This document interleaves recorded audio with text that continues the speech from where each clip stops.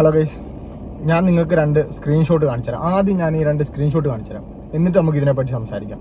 Okay,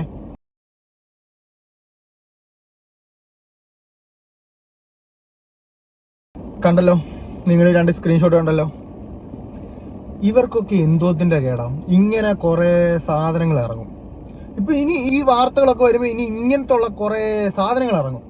കുറെ വർഗീയവാദികൾ ഇറങ്ങും. കുറെ വർഗീയവാദികൾ എന്തോ പറഞ്ഞാലും മതത്തെ പിടിക്കുന്ന കുറെ വർഗീയവാദികൾ.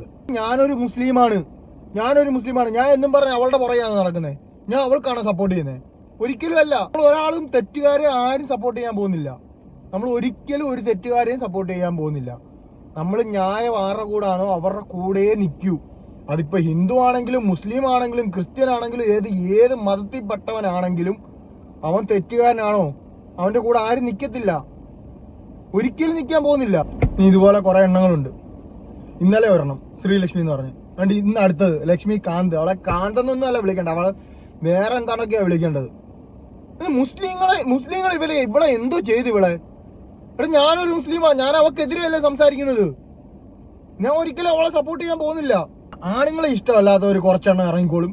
അതുപോലെ ജാതി സ്പിരിറ്റ് ഉള്ളവർ കുറെ എണ്ണങ്ങൾ ഇറങ്ങും. മുസ്ലിങ്ങളെ ഇഷ്ടമല്ലാത്തവർ കുറെ എണ്ണം ഇറങ്ങുന്നുണ്ട്. എന്തോത്തിന്റെ സോക്കേടാ നിനക്കൊക്കെ? ആരാണോ തെറ്റുകാര് അവരെ ശിക്ഷിക്കണം.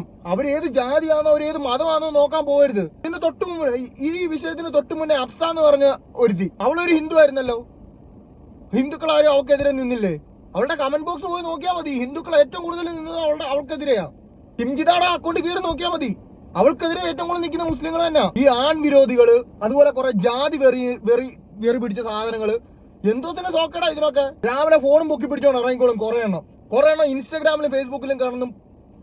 എന്റെ വായി വേറെ എന്താണ്ടൊക്കെയോ വരുന്നത്.